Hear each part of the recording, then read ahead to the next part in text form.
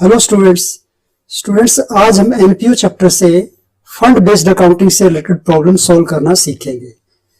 तो आइए शुरुआत करते हैं फर्स्ट क्वेश्चन से। So how will you deal with the following items while preparing the balance sheet of a club as at 31 March 2019। तो हमें कुछ इंफॉर्मेशन दी हुई है। जब आपको कोई एक स्पेसिफिक फंड दिया हुआ होता है तो उससे रिलेटेड आपको कुछ इनकम और कुछ एक्सपेंडिचर दिए हुए होते हैं। तो जब भी आपको स्पेसिफिक फंड दिया होगा तो उससे रिलेटेड सभी प्रकार की इनकम्स और सभी प्रकार के एक्सपेंडिचर आपको स्पेसिफिक फंड में ही एडजस्ट करने हैं और स्पेसिफिक फंड को आपको बैलेंस शीट में शो करना है, ध्यान रखना। तो यहां आपको स्पोर्ट्स फंड दिया हुआ है। तो स्पोर्ट्स फंड एक स्पेसिफिक फंड है जो एक स्पेसिफिक पर्पज के लिए बना है। तो स्पोर्ट्स एक्टिविटीज पर होने वाले एक्सपेंडिचर इसमें से लेस होंगे और इससे रिलेटेड अगर कोई इनकम होती है, कोई डोनेशन या कोई सेल ऑफ टिकट या इस फंड को कहीं अगर हम इन्वेस्ट करते हैं तो इन्वेस्ट करने से अगर हमें इनकम होती है तो वो सब हमें इसमें ऐड करनी होती है। तो यहाँ आपको स्पोर्ट्स फंड ऑन 1 अप्रैल 2018 दिया हुआ है, तो हम इसको लेंगे और ये वर्किंग हमें बैलेंस शीट में दिखानी होती है, ध्यान रखना। तो सबसे पहले हम स्पोर्ट्स फंड को दिखाएंगे। स्पोर्ट्स फंड का अमाउंट यहाँ है 5 लाख। अब हम इस फंड से रिलेटेड इसमें इनकम ऐड करेंगे। तो यहां आपको दूसरी ओर 10% स्पोर्ट्स फंड इन्वेस्टमेंट दिए हुए। तो ये एक इन्वेस्टमेंट है। इन्वेस्टमेंट हमारी एसेट होती है, तो पहले आप इस इन्वेस्टमेंट को बैलेंस शीट की एसेट साइड में डाल दीजिए। Sports fund investments 5 lakh. अब ये इन्वेस्टमेंट 10% इन्वेस्टमेंट है, तो इसका मतलब ये हुआ कि इन इन्वेस्टमेंट्स पर हमें हर साल 10% की इनकम होगी। तो 10% की अगर रेट से हम इनकम कंप्यूट करें तो 5 लाख का 10% हुआ 50,000। तो 50,000 हमें इससे इंटरेस्ट के रूप में टोटल इनकम होगी। अब हमें देखना यह है कि कितना इंटरेस्ट हमें इसमें से मिल चुका है और कितना इंटरेस्ट अभी और मिलना बाकी है। तो जो इंटरेस्ट हमें रिसीव हो चुका है वो आपको क्वेश्चन में दिया हुआ है। यहाँ पर interest received on sports fund investment ₹37,500। तो आउट ऑफ 50,000 37,500 का इंटरेस्ट तो हमें मिल चुका है, तो बाकी का बैलेंस रहा 12,500। ये इंटरेस्ट हमने एक्रूड तो कर लिया है लेकिन अभी रिसीव होना बाकी है। तो इंटरेस्ट चाहे रिसीव हुआ हो या ना हुआ हो, जितना भी इंटरेस्ट एक्रूड होगा वो टोटल इंटरेस्ट आपको स्पोर्ट्स फंड में ऐड करना ही करना है। तो यहां हम 50,000 का इंटरेस्ट इसमें ऐड करेंगे। इसके दो पार्टीशन यहां पर हो जाएंगे। ये वो इंटरेस्ट है जो आपको रिसीव हो चुका है और ये वो इंटरेस्ट है जो आपको अभी रिसीव नहीं हुआ लेकिन एक्रूड हो चुका है। तो दोनों का सम टोटल 50,000 आएगा और 50,000 ही हमें स्पोर्ट्स फंड में अब ऐड करना है। तो पहले हम ऐड करेंगे वो इंटरेस्ट जो हमने रिसीव कर लिया है। तो इंटरेस्ट रिसीव्ड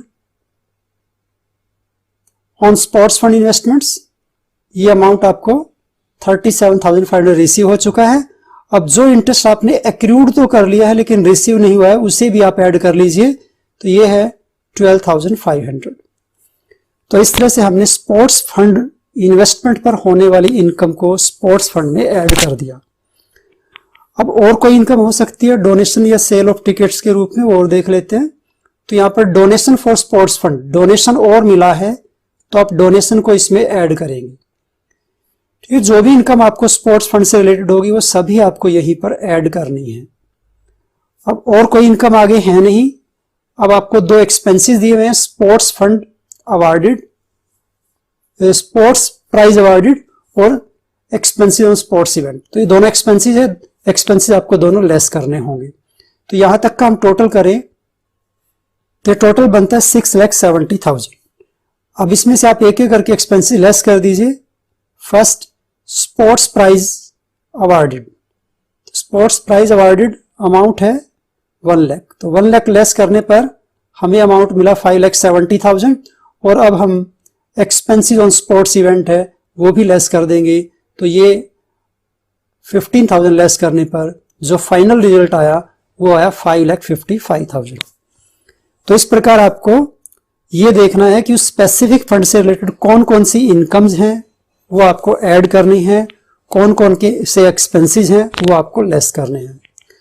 और एक बात का आपको ध्यान रखना है कि ये जो एक्रूड इंटरेस्ट है ये दूसरी ओर हमारी असेट भी है, तो इसलिए आपको इसको बैलेंस शीट की असेट साइड में दिखाना ही दिखाना है। तो ये एक्रूड इंटरेस्ट दोनों तरफ आएगा, ठीक है। एक तरफ हमने इनकम के रूप में ऐड कर लिया, तो दूसरी तरफ ये हमारी असेट बनेगा इंटरेस्ट एक्रूड 12,500।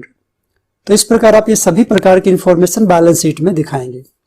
हाँ, एक बात का आपको और ध्यान रखना है, कभी कभार ऐसा भी होता है कि हमारे एक्सपेंसिव जो फंड और उस फंड से होने वाली इनकम से भी ज्यादा हो जाते हैं, तो जितने भी हमारे एक्सेस एक्सपेंसेस होंगे वो आपको इनकम एंड एक्सपेंडिचर में दिखाने हैं, इनकम एंड एक्सपेंडिचर की एक्सपेंडिचर साइड में दिखाएंगे, ठीक है। तो जब तक हमारे पास फंड और उससे रिलेटेड इनकम ज्यादा है तो उसका बैलेंस बचेगा, वो बैलेंस हमें दिखाना है। और जब भी हमारे एक्सपेंडिचर ज्यादा हो जाएंगे तो जितने एक्सेस एक्सपेंडिचर है वो इनकम एंड एक्सपेंडिचर में ले जाइए, एक्सपेंडिचर साइड में, ठीक है। और बाकी के अमाउंट यहां दिखाकर हम इसका नील अमाउंट निकाल देंगे। Question number 2, so how will you deal with the following items while preparing the financial statements of an NPO for the year ending 31 March 2020। तो हमें एक एनपीओ की बैलेंस शीट में ये इंफॉर्मेशन शो करनी है। तो आपको यहाँ बिल्डिंग फंड दिया हुआ है, तो बिल्डिंग फंड एक स्पेसिफिक फंड है और स्पेसिफिक फंड हमें बैलेंस शीट में दिखाने होते हैं। तो अभी पिछले क्वेश्चन में हमने बताया था स्पेसिफिक फंड से रिलेटेड सभी प्रकार की इनकम आपको इसमें ऐड करनी है और सभी प्रकार के एक्सपेंसेस आपको इसमें से लेस करने होते हैं, ठीक है। लेकिन जब बिल्डिंग फंड होता है तो उसमें कुछ आपको डिफरेंट इंफॉर्मेशन भी देखने को मिलेगी, उनको भी आप देखिए किस प्रकार शो करेंगे। तो यहां पर आपको बिल्डिंग फंड दिया है, donation received for building fund during the year, building के लिए आपको डोनेशन मिली, वो इसकी इनकम होगी, वो इसमें ऐड करेंगे। Expenditure on construction of building during the year, तो ड्यूरिंग द ईयर जो भी बिल्डिंग के कंस्ट्रक्शन पर एक्सपेंडिचर होगा, फिर उतने रुपए से हमें फंड को कम कर देना है, बिल्डिंग फंड को कम कर देना है और कैपिटल फंड में इसको ऐड कर देना है। अभी हम कैलकुलेशन करेंगे। आपको कैपिटल फंड का अमाउंट भी दिया हुआ है और साथ में लाइफ मेंबरशिप फी रिसीव्ड भी दी हुई। तो लाइफ मेंबरशिप फी रिसीव्ड को तो हम हमेशा ही कैपिटल फंड में ऐड करते हैं, पूरे चैप्टर में आपको ऐड करना है जब तक कि कोई स्पेसिफिक इंफॉर्मेशन नहीं दी हुई हो तब तक। तो सबसे पहले हम कैपिटल फंड दिखाएंगे। कैपिटल फंड है 10 लाख। अब हम इसमें लाइफ मेंबरशिप फी को ऐड करेंगे, ये आपको ऐड करनी ही करनी है, जब तक कोई स्पेसिफिक इंफॉर्मेशन ना दी जाए तब तक आपको कैपिटल फंड में इसको ऐड करना है 50,000, ठीक है। अब जितने भी रुपए बिल्डिंग की कंस्ट्रक्शन पर खर्च हो गए, expenditure on construction of building, उतने रुपए से हमारा बिल्डिंग फंड कैपिटल फंड में कन्वर्ट हो जाएगा। तो आप इसको कैपिटल फंड में ऐड कर दीजिए। Expenditure on construction of building, ध्यान रखना जितने रुपए आप बिल्डिंग फंड में से बिल्डिंग की कंस्ट्रक्शन पर जो खर्च करेंगे उतने रुपए आपको कैपिटल फंड में ऐड करने हैं और बिल्डिंग फंड में से लेस कर देने हैं। तो इस तरह से कैपिटल फंड की वर्किंग हमारी आई 70,50,000। अब हम बिल्डिंग फंड को दिखाएंगे। बिल्डिंग फंड हमारे पास है 8 लाख और इस बिल्डिंग फंड से रिलेटेड कोई इनकम है तो वो ऐड करेंगे। तो यहां पर डोनेशन मिली है हमें ड्यूरिंग द ईयर, वो आप इसमें ऐड करेंगे। बिल्डिंग के लिए जो डोनेशन मिला है 12 लाख, तो ये अमाउंट हो गया 20 लाख। और 20 लाख में से हमने 7 लाख का अमाउंट बिल्डिंग के कंस्ट्रक्शन पर खर्च कर दिया। तो इसको आप यहां से लेस कर दीजिए क्योंकि इतने रुपए का बिल्डिंग फंड आपका यूज हो चुका है। तो ये लेस करने पर आपको अमाउंट यहां मिलेगा 13 लाख। तो इस तरह से हमारे पास 13 लाख का बिल्डिंग फंड और रह गया। तो 13 लाख के बिल्डिंग फंड के बैलेंस को हम बैलेंस शीट में दिखा देंगे। तो जितने रुपए का बिल्डिंग फंड आपका बिल्डिंग के कंस्ट्रक्शन पर यूज हुआ उतने रुपए आपने बिल्डिंग फंड में से तो लेस कर दिए और कैपिटल फंड में ऐड कर दिए। दूसरी ओर असेट साइड में आप उतने रुपए की बिल्डिंग दिखा दीजिए जितने रुपए आपने बिल्डिंग की कंस्ट्रक्शन पर खर्च कर लिए हैं। तो उतने रुपए का आपका बैंक बैलेंस बिल्डिंग में कन्वर्ट हो गया होगा।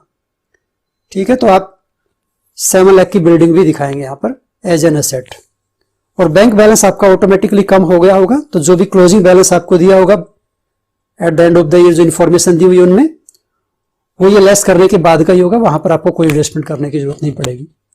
तो आपको बिल्डिंग को एज एन एसेट भी दिखाना है, ध्यान रखना।